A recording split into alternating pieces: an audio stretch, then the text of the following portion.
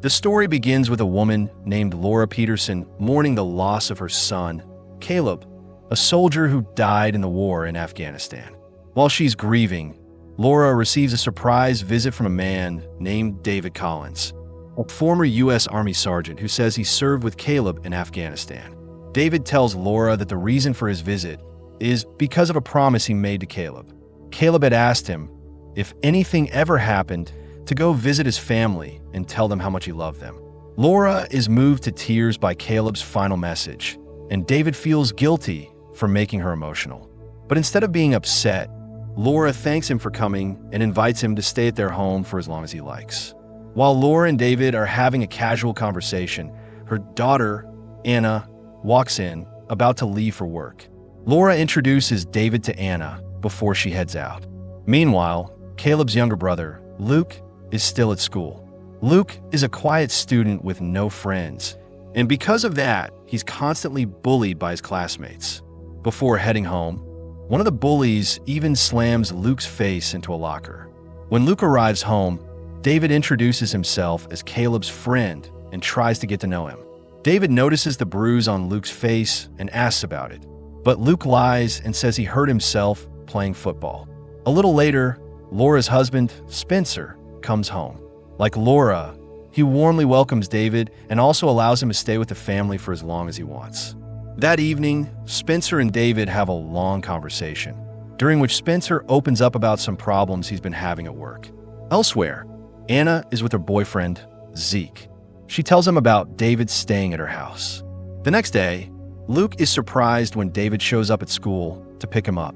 David clearly doesn't believe Luke's story about the bruise, so he asks Luke to point out the kids who bullied him. Luke leads David to a group of students who often pick on him. David and Luke then follow the bullies to a bar. At first, David tries to humiliate them by buying them the most expensive drinks on the menu, but the bullies take offense and pour the drinks on him. In response, David beats them up. He then uses his knowledge of the law and a little cash to convince the bartender not to report what happened.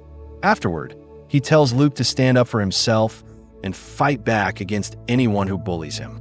The scene shifts to Anna and David attending a Halloween party at one of Anna's friends' houses. Anna introduces David to her boyfriend, Zeke, as well as her friends Kristen and Craig. David makes a good impression, and the group quickly warms up to him.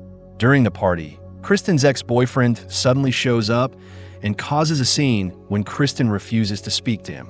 The guy is rude and aggressive, but David steps in and defends Kristen, beating the ex-boyfriend and forcing him to leave. Impressed by David's boldness, Kristen takes him to her room, and they end up spending the night together. Later, after talking with Kristen, David approaches Craig and asks him where he can buy a gun. Craig is surprised and asks what he needs it for. David simply replies that he's a soldier, and soldiers love guns. Craig says he knows a guy who used to sell weapons and offers to introduce him, as long as David brings the money. After setting up the meeting with Craig and the gun dealer, David and Anna head back home. On the way home, Anna offers to make a compilation CD for David. The next day, Anna overhears David talking on the phone and gets an uneasy feeling about the conversation. Starting to become suspicious, Anna decides to look into David Collins, the man now living in her house. Her first step is contacting the military base to verify David's identity. The military agrees to investigate and tells her they'll follow up with more information. After receiving word that someone has been asking about David Collins, a private company called KPG, led by Major Carver, assembles a special forces team and heads to the Petersons' home. It's then revealed that the real David Collins died in action, and the man now living with the Peterson family is someone else pretending to be him. But his true intentions remain unknown. The story then shifts to David meeting with a gun dealer, arranged by Craig. Craig is there too, just tagging along. After showing the money, the gun dealer brings out several pistols for David to try. But unexpectedly, David has no intention of buying. He suddenly kills both the gun dealer and Craig, then takes all the weapons for himself.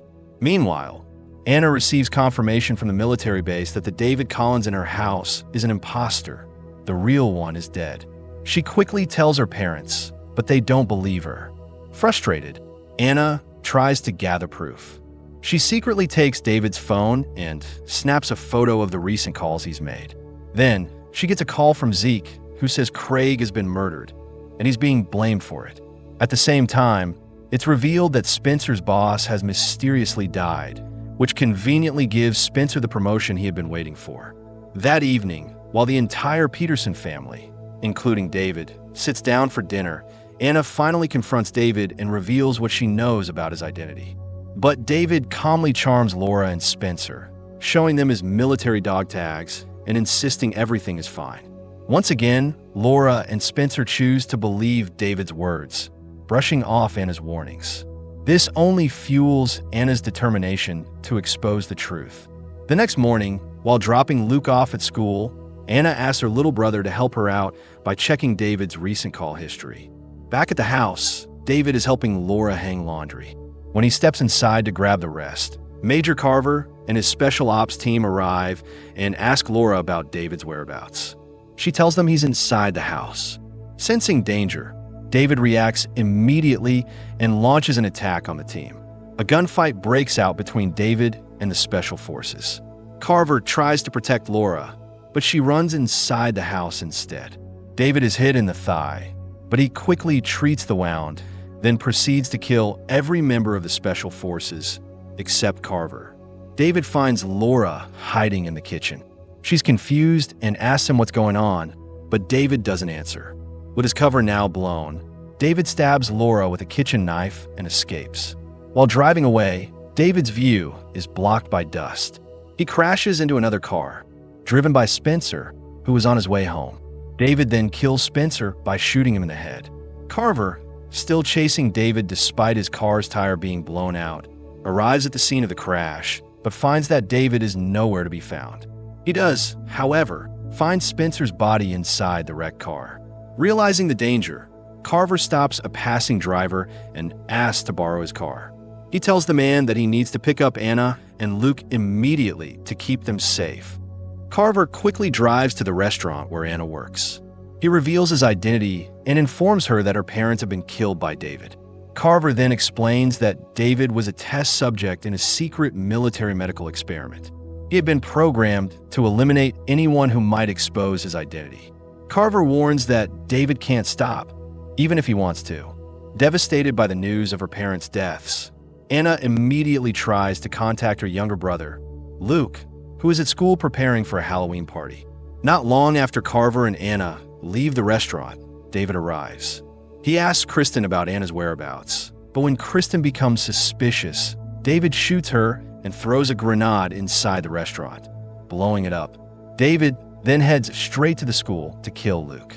Meanwhile, Carver and Anna arrive at the school just before David. They go in the haunted house set up for Halloween and eventually find Luke cleaning up inside. Anna runs to him and hugs him tightly, relieved that he's okay. But suddenly, the lights go out and music begins to play. It's the compilation CD Anna made for David. He's in the audio room. David has cut the power and is planning to kill them all. Following directions from one of Luke's teachers, the three of them try to escape. But David, already expecting their move, intercepts them and kills the teacher leading the way. Seeing this, Carver tells Anna and Luke to run while he stays behind to fight David. Even though Carver is highly trained, he's no match for David and is eventually killed. Anna and Luke find the emergency exit, but David has locked it with chains, trapping them inside. Anna tells Luke to hide while she faces David herself. Luke refuses at first, but Anna explains that David murdered their parents and she needs to get revenge. Luke finally agrees and hides, holding the knife David gave him. Anna confronts David and shoots him with Carver's gun. He goes down, but not for long. David gets up and attacks her from behind, stabbing her in the leg. Anna falls to the ground, and David starts strangling her. She tries to aim the gun, but it misfires and hits the lighting system, causing a fire to break out. Seeing his sister in danger, Luke rushes in and stabs David twice with the knife, freeing Anna from his grip. Instead of being angry, David smiles.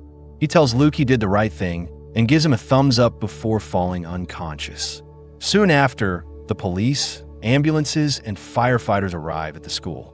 Anna and Luke are rescued, but both are visibly traumatized by everything that's happened. While resting in the ambulance, Anna overhears firefighters saying they've only found 2 bodies. She watches as several firefighters walk past and then sees one of them limping. When the man turns to face her, Anna realizes with horror that it's David, disguised as a firefighter, escaping the scene.